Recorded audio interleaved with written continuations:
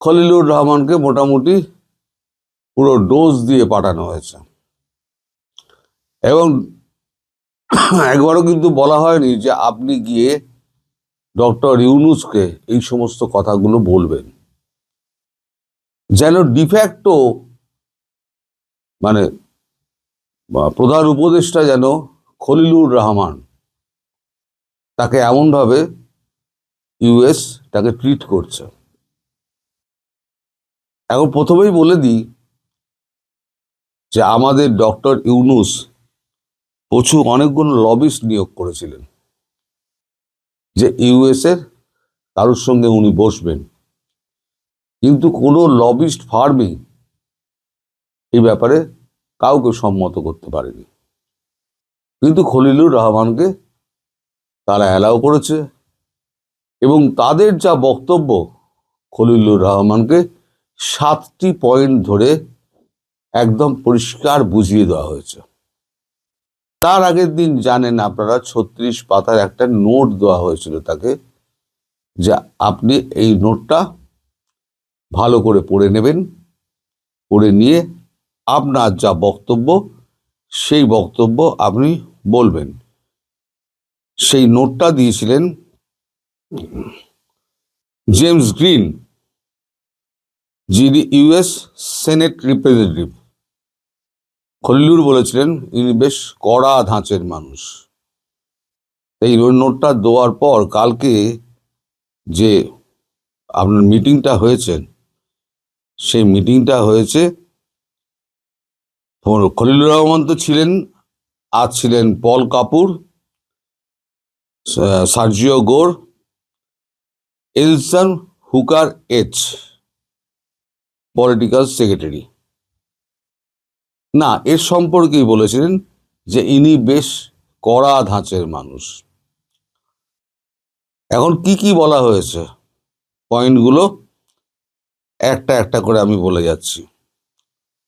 সেটা হচ্ছে 1 নম্বর, ঢাকার যে আচরণ এবং ঢাকার যে ব্যবস্থাপনা, সরকার পরিচালনা, তাতে ইউএস প্রচণ্ড ক্ষোভ প্রকাশ করছে এবং ইউএস এর জন্য ডক্টর ইউনূস এবং তার সরকারকে কখনো মার্জনা করবে না এবং তাকে উপযুক্ত তার বিরুদ্ধে ব্যবস্থা নেওয়া হবে। কি ব্যবস্থা সেটা কিন্তু পরিষ্কার করা হয়নি। নাম্বার 2, বারবার সংকেত দেওয়া সত্ত্বেও, আশ্বাস দিলেও কোনো রকম ব্যবস্থা নেওয়া হয়নি। কি ব্যবস্থা? দেশের শাসন ব্যবস্থাকে সুস্থির করা এবং কন্ট্রোলে আনা যে ব্যবস্থা, সেই ব্যবস্থা কিন্তু ডক্টর ইউনূস নেননি। এবার কেন নেননি সেগুলো কিন্তু পরের নোটে বলা হয়েছে। তারা বলেছেন যে চায়নার সঙ্গে আপনারা 3টে মেমোরান্ডাম অফ আন্ডারস্ট্যান্ডিং সই করেছেন। এ সম্পর্কে আমরা যখন জানতে চাই তখন আপনারা আমাদেরকে ভুল তথ্য দিয়েছেন, যেটা অমার্জনীয় অপরাধ। ইউএসকে ভুল তথ্য দেওয়া হচ্ছে অমার্জনীয় অপরাধ, যেটা ক্ষমাহীন চোখে দেখছে ওয়াশিংটন। এখন এখানে চায়না ঢাকা যে সম্পর্ক, সেই সম্পর্কটা এই 3টে চুক্তির মধ্যে একদম পরিষ্কার হয়ে গিয়েছে এবং চায়না ঢাকা সম্পর্কে কি কি বলছেন ওরা, সেটাও আমি পরে আপনাদের বলছি। কি কি দিয়েছে? আপনারা বলেছিলেন যে এগুলো আগের সরকার করে গেছিল, আপনারা কিছু করেননি, কিন্তু কথাটা সর্বৈব মিথ্যে। এই সমস্ত এমইউ আপনার সরকার করেছে এবং আমাদের হাতে তার সমস্ত তথ্য প্রমাণ আছে। ডক্টর ইউনূসের বিরুদ্ধে যখন আমরা ব্যবস্থা নেব, এই তথ্য প্রমাণগুলো তখন আমরা পেশ করব। তার মধ্যে কি আছে? স্ট্র্যাটেজিক্যাল কৌশল, স্ট্র্যাটেজিক কৌশল,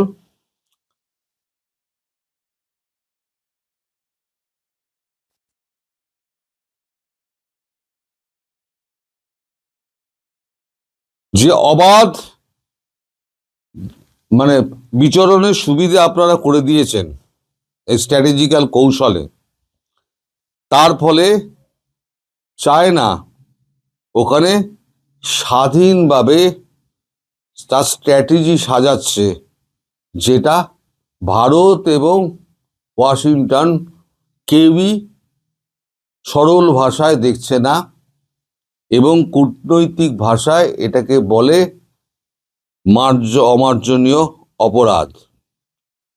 বেজিংকে 3টি সামরিক স্থাপনা, এর 3 নম্বর, বেজিংকে 3টি সামরিক স্থাপনা স্বয়ংক্রিয় যন্ত্রপাতি স্থাপনের জন্য চুক্তি করেছেন এবং সহযোগিতা করেছেন, যা ভারত এবং ওয়াশিংটনের ইন্দো প্যাসিফিক যে আপনার আছে, নীতি আছে, সেই নীতির পরিপন্থী।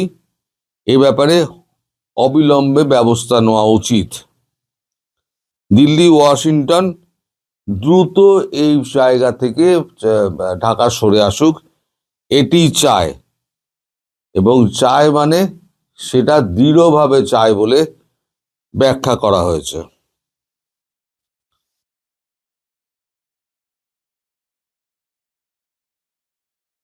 তিন নম্বর, ইন্দো প্যাসিফিক নীতিতে ঢাকাকে আরো আন্তরিক হতে হবে। ইউনূস এবং তার অংশীদাররা, এখানে অংশীদার বলতে ইউনূসের যে সংগঠনগুলো, জামাতি টামাতি সংগঠন, আপনার গতি সংসদে যে দল, হ্যাঁ, ন্যাশনাল ক্রিমিনাল পার্টি এনসিপি, তারা এবং অন্যান্য যে সন্ত্রাসবাদী দল, তারা এইটার একদম অন্তরায় হয়ে দাঁড়াচ্ছে। এবং এই যে আমাদের যে নীতি আছে, ইন্দো প্যাসিফিক নীতি, সেই আপনাদের যে অংশীদারিত্ব, এই অংশীদারিত্ব অন্ধ, বধির এবং বিবেচনাহীন কাজ করে চলেছে, যার থেকে দ্রুত বেরিয়ে আসতে হবে। এবং এই ব্যাপারে একটা ডিপ্লোম্যাটিক নোট ঢাকাকে পাঠানো হয়েছে। ইসলামিক জঙ্গিদের 17টা গ্রুপ ঢাকায় আশ্রয়, প্রশ্রয়, মদত, অর্থায়ন, আচ্ছা, তারপর স্টেট এবং নন স্টেট অ্যাক্টরের কাজ করছে। সমস্ত সাপোর্ট ইউনূস দিয়ে যাচ্ছে। এই ব্যাপারে বারবার সতর্ক করা সত্ত্বেও ইউনূস সরকার এ ব্যাপারে কোনো সিদ্ধান্ত নেয়নি এবং কান দিচ্ছে না। ঢাকার সরকার সার্বভৌমত্ব চীনের কাছে বহু আগেই হারিয়ে ফেলেছে। ঢাকার যে সার্বভৌমত্ব, বাংলাদেশের সার্বভৌমত্ব, সেটা বলছে ঢাকার সার্বভৌমত্ব অনেক আগেই চীনের কাছে হারিয়ে ফেলেছে। 5 নম্বর, এক অনিরাপদ দেশ বাংলাদেশ হয়ে উঠেছে, এক অনিরাপদ দেশ, শহর ত্রাসে পরিণত হয়েছে, যেখানে শান্তিপূর্ণ, ইনক্লুসিভ এবং সুষ্ঠু নির্বাচনের মানে কোনো রকম এও আপনার কি লিখেছে, মানদণ্ডে উপনীত হওয়া যায় না। অর্থাৎ বলছেন অনিরাপদ শহরে পরিণত হয়েছে, যেখানে শান্তিপূর্ণ এবং ইনক্লুসিভ সুষ্ঠু নির্বাচনের মানদণ্ডে উপনীত হওয়া যায় না। 6 নম্বর, মত প্রকাশের স্বাধীনতা, সংখ্যালঘু নির্যাতন, মব ভায়োলেন্স, বিচার বিভাগের স্বাধীনতা শূন্যের কোঠায় নেমে এসেছে, যা কোনো মতে বরদাস্ত করা হবে না। 16টি মানবাধিকার ইস্যু, 6 নম্বর পয়েন্ট, 16টি মানবাধিকার ইস্যু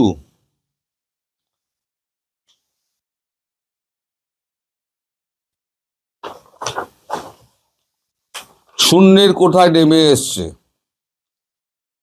ত্রাস ও ভীতির সঞ্চার, যেটা ভারত এবং ওয়াশিংটন এইটা দর্শকের ভূমিকায় আর বসে থাকতে পারবে না। ঢাকার কাছে কঠিন সময় আসছে। এটা কেবল আমাদের একার কথা নয়, ঢাকা এই ওয়াশিংটন এবং ভারতের যৌথ সিদ্ধান্ত। 7 নম্বর, ভারতকে কৌশলগত চাপে রাখার মানে এই নয় যে চীনকে সমৃদ্ধ চীনকে সমৃদ্ধ করা। এতে ভারত ইউএস তাদের এই নীতি ক্ষতিগ্রস্ত হচ্ছে। অর্থাৎ ইউএস এবং ইন্ডিয়া যৌথভাবে যে এই বিষয়ে কাজ করছে সেটা তারা বারবার মনে করে দিয়েছেন। এখন আপনারা ভাববেন যে একদিকে ট্যারিফ নিয়ে এত কিছু ট্রাম্প করছেন, আবার পাশাপাশি মার্কো রুবিও, জেডি ভান্স তারাও আবার একটা প্যারালালি একটা যোগাযোগ রেখে যাচ্ছে ভারতের সঙ্গে। ব্যাপারটা কি? ব্যাপারটা হচ্ছে যে এরাও ধরে নিয়েছে যে ট্রাম্প ইমপিচড হবেন, ভারতকে কাট করা যাবে না, চীনকে কাট করা যাবে না, রাশিয়া তার তেল বিক্রি করবে এবং ইউক্রেনে নতুন করে আবার যুদ্ধ শুরু করবে। কারণ আমেরিকা যা করেছে, আমাদের মালিক যা করেছেন, মালিক তো একেবারে ন্যাটোর তো গোষ্ঠীর পিণ্ডি পাকিয়ে দিয়েছেন। সেই ন্যাটো নিয়ে আমি পরে একটা ভিডিও করব, ন্যাটোটা নিয়ে। আর একটা ভিডিও করব, সেটা হচ্ছে বঙ্গোপসাগরে নতুন একটা নৌবন্দর হচ্ছে, সামরিক নৌবন্দর। সেটা ব্যাপারেও আপনাদের বলবো নেক্সট কোন একটা ভিডিওতে। আজকে এই যে আপনারা দেখছেন যে মার্কো রুবিও একরকম কথা বলছেন, ভারতের সঙ্গে যোগাযোগ করছে, ট্রাম্প আবার ওদিকে 5% ট্যারিফ বসানোর কথা বলছেন, একেবারে দুমদাম বকে যাচ্ছেন। এর আগে আমি একটা ভিডিওতে বলেছিলাম, মার্কিন কংগ্রেস, ডেমোক্র্যাট এবং রিপাবলিকান তিনজনেই বলে দিয়েছিল যে আপনি এখন আর কোনো রকম টুইট করবেন না, ভারতের বিরুদ্ধে কোনো রকম মুখ খুলবেন না। কিন্তু মালিক তো মালিক আবার একটা ছেড়ে দিয়েছেন, ভারত মোদিজি আমার খুব ভালো বন্ধু, কিন্তু আমায় খুশি করতে পারেননি। তিনি এখন ইউএস থেকে তেল কিনে যাচ্ছেন, তাই আমি তার উপরে 500% ট্যারিফ চাপাব। এতে কি হচ্ছে? ইউএস এর সঙ্গে সম্পর্ক খারাপ হচ্ছে। ইউএস জানে যে বহু বছর বাদে আমাদের সঙ্গে সম্পর্কটা একটুখানি ঠিক হয়েছে, তাই আমাদের যদি করতে হয় তাহলে এমন কিছু করে দেখাতে হবে যেটাতে ভারত সন্তুষ্ট হয়। ভারত যেটা বরাবরই চাইছে যে বাংলাদেশ থেকে পা তোলো।